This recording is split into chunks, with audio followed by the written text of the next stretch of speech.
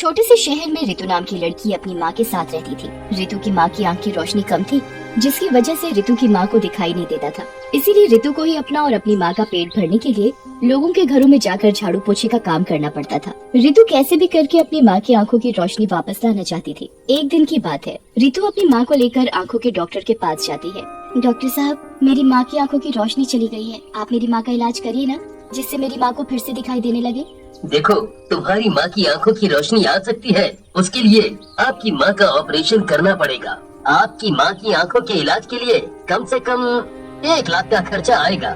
ठीक है डॉक्टर साहब, मैं अपनी माँ की आंखों की रोशनी लाने के लिए 1 लाख रुपए का इंतजाम करूंगी। ऋतु, तो इतने पैसे कहाँ से लाएगी? कहाँ तो हम पेट भर खाना नहीं खा पाते। माँ तू चिंता मत कर, मैं पैसे का इंतजाम कर लूंगी। फिर ऋतु अस्पताल से अपनी माँ को लेकर घर आ जाती है। माँ तू आराम कर, मैं अभी आती हूँ। तू कहाँ जा रही है? माँ बस मैं अभी आई। ऋतु और घरों में काम ढूंढने जाती है, जिससे उसकी माँ की आंखों का इलाज हो सके।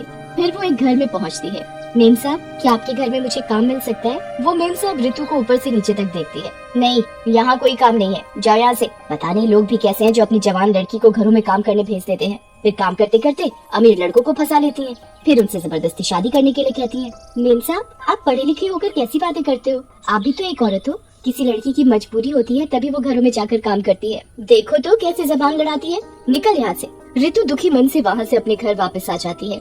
ऋतु, तू क्यों परेशान हो रही है? हम गरीब लोग हैं, इस दुनिया में गरीबों को समझने वाला कोई नहीं। पर माँ, बिना देखे कोई किसी पर इतना घटिया इल्जाम कैसे लगा सकता है? ये दुनिया है मेरी बच्ची। ऋतु रोते रोते सो जाती है। फिर अगली सुबह ऋतु सुबह जल्दी उठकर अपने घर का काम करके काम पर जाने की तैयारी करने लगती है। माँ, मैं काम के लिए जा रही हूँ, तू अपना ध्यान रखना, और मैंने तुम्हारे लिए खाना बनाकर रख दिया है। फिर ऋतु अपने काम के लिए निकल जाती है। ऋतु मेम साहब के यहाँ पहुँचकर, आज तो मैं बहुत लेट हो गई, मेम साहब मुझे छोड़ेगी नहीं। ऋतु, ये कोई टाइम है आने का? तुम्हें पता है आज तुम कितनी देर से आई हो? वो मेम साहब आगे से नहीं होगा। ये तुम्हारा रोज का नाटक है, हर रोज कोई ना कोई नया बहाना लेकर आती हो। कल से तुम्हें काम पर आने की कोई जरूरत नहीं। मेम साहब, मुझे काम से मत निकालिए, मैं आगे से समय पर काम पर आ जाऊंगी। ये लो तुम्हारा हिसाब, और कल से काम पर आने की जरूरत नहीं। फिर ऋतु उदास मन से दूसरी जगह काम ढूंढने के लिए निकल जाती है। ऋतु काम ढूंढते ढूंढते एक बहुत बड़े घर के पास जाकर दरवाजा खटखटाती है। तभी अंदर से एक औरत निकल कर आती है। हाँ बोलो, तुम्हें क्या चाहिए? मेम साहब, क्या मुझे आपके घर में काम मिल सकता है? मैं घर का सब काम अच्छे से कर लूंगी। हाँ ठीक है, तुम यहाँ काम कर सकती हो, पर काम पूरी साफ सफाई से करना होगा और तुम्हें एक भी छुट्टी नहीं मिलेगी। बोलो मंजूर है? हाँ, मैं सारा काम अच्छे से कर लूंगी, आपको शिकायत का कोई मौका नहीं मिलेगा। ठीक है, कल से तुम समय से आ जाना। ऋतु मनी मन बड़ी खुश थी कि उसे एक और घर में काम मिल गया। अब मैं माँ की आंखों का ऑपरेशन जल्दी ही करा सकूंगी। ऋतु हंसी खुशी जल्दी जल्दी घर जाती है और घर पहुँचकर, माँ पता है मुझे एक और घर में काम मिल गया, अब आपकी आंखों का ऑपरेशन जल्दी ही हो जाएगा। मैं भी कैसी अभागन माँ हूँ जो तुझे काम करना पड़ रहा है। ये उम्र तो तेरी शादी की है। माँ तू फिर शुरू हो गई? मैं तुझे छोड़कर कहीं नहीं जाऊंगी, मैं मेरी माँ के पास हमेशा रहूंगी। माँ, खाने का समय हो गया है, मैं तेरे लिए अभी खाना बना कर लाती हूँ, तुझे भूख लगी होगी ना? ऋतु माँ और अपने लिए खाना बना कर लाती है। फिर दोनों खाना खाकर सो जाते हैं। अगली सुबह ऋतु जल्दी उठकर मेम साहब के घर काम करने चली जाती है। ऋतु को मेम साहब के घर में काम करते करते काफी समय हो गया था। जिस घर में ऋतु काम करती थी उस मेम साहब का समीर नाम का बेटा था, जो मन ही मन ऋतु को पसंद करने लगा था। ऋतु भी समीर को पसंद करने लगी थी और दोनों को एक दूसरे से प्यार हो जाता है। फिर एक दिन समीर और ऋतु दोनों एक साथ बैठकर बातें कर रहे होते हैं। ऋतु, तुम मुझे साहब मत बोला करो, मुझे बिल्कुल भी अच्छा नहीं लगता। जब तुम मुझे साहब कहती हो तुम मुझे समीर कह सकती हो। नहीं साहब, अगर मेम साहब ने मुझे आपका नाम लेते हुए देख लिया ना तो वो बड़ी गुस्सा होंगी। फिर समीर बातों ही बातों में ऋतु को अपने प्यार का इजहार कर देता है। ऋतु, मैं तुमसे प्यार करता हूँ और शादी करना चाहता हूँ। ऐसे ही समीर और ऋतु एक दिन कमरे में बैठकर प्यार की बातें कर रहे थे। तभी समीर की माँ उन दोनों की बातें सुन लेती है। ये ऋतु एक काम वाली होकर मेरे बेटे से शादी के सपने देख रही है, मैं ऐसा हरगिज नहीं होने दूंगी। तभी समीर की माँ अपने भाई को फोन करके घर बुलाती है। भैया, ये ऋतु मेरे घर की बहू बनने का सपना देख रही है, इसने समीर को अपने प्यार के जाल में फंसा लिया है। बहना, तू चिंता मत कर, हम कल ही इसका काम तमाम कर देंगे। और अगले दिन समीर की माँ समीर को बहाने से उसे 2-4 दिन के लिए किसी काम से बाहर भेज देती है। ऋतु हमेशा की तरह आकर अपने काम में लग जाती है। उधर समीर की माँ और उसका मामा रसोई में गैस चालू कर देते हैं। जैसे ही ऋतु रसोई में जाकर गैस चालू करती है, गैस चालू होते ही सिलेंडर फट जाता है। अरे कोई बचाओ, मुझे कोई बचाओ, मैं जल रही हूँ। दूर खड़े समीर की माँ और मामा ऋतु को जलता देख रहे थे। मेम साहब बचाओ मुझे, मैं जल रही हूँ। तो जलती रह, तेरी यही सजा है। रितु मालकिन की बात सुनकर हैरान हो जाती है। मुझे ये तो बताओ मालकिन, आखिर मेरी गलती क्या है?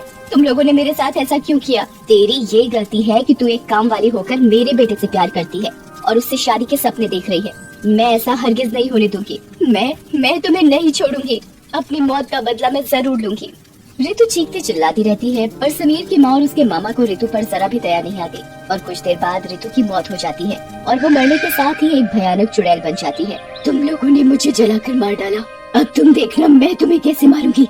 मेरी बेचारी माँ, मैं ही उसका सहारा थी। इन जालिम लोगों ने मेरी माँ से उसका सहारा छीन लिया। मैं इन लोगों को नहीं छोड़ूंगी।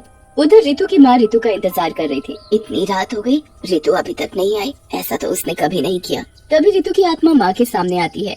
रितु, तू आ गई? आज तूने आने में बड़ी देर कर दी। चुड़ैल माँ की बात सुनकर रोने लगती है। हाँ माँ, आज काम कुछ ज्यादा था, इसी वजह से आने में देर हो गई। रितु की माँ को ये नहीं पता था कि रितु एक चुड़ैल बन चुकी है। फिर चुड़ैल अपनी माँ को खाना खिलाकर समीर के घर पहुँच जाती है। कैसे चैन की नींद सो रहे हैं, इन्हें तो मैं मजा चखाऊंगी। चुड़ैल समीर की माँ और उसके मामा के पलंग के नीचे आग लगा देती है और जैसे ही आग धीरे धीरे पलंग में लगती है, ये इतनी गर्मी कैसे हो रही है? तभी समीर का मामा भी नींद में अपनी बहन से कहता है, अरे बहना, ये इतनी गर्मी कैसे हो गई? ऐसा लग रहा है जैसे कोई मुझे तंदूर में भून रहा हो। जैसे ही उन दोनों की नींद खुलती है, आग, यहाँ आग कैसे लग गई? अरे कोई है, बचाओ, कोई मुझे बचाओ। अरे बहना, मुझे बचा, नहीं तो मैं मुर्गे की तरह भून जाऊंगा। तभी चुड़ैल समीर की माँ और उसके मामा के सामने आती है। अपने आप को जलते हुए देखकर कैसा लग रहा है? मुझे मत जलाओ, मुझे मत जलाओ। मुझे छोड़ दो, मुझे मत जलाओ, अभी तो मेरी शादी भी नहीं हुई है।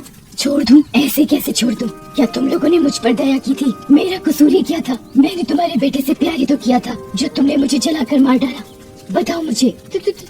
तुम मेरे बेटे से शादी करना चाहती थी और ये बात मुझे हरगिज बर्दाश्त नहीं थी कि कोई काम वाली मेरी बहू बने, इसलिए तुम लोगों ने मुझे मार डाला। अरे तुम लोग एक बार मुझसे कह तो देते, मैं खुद समीर की जिंदगी से दूर चली जाती। तभी समीर भी वहाँ आ जाता है और वो सारी बात समझ जाता है।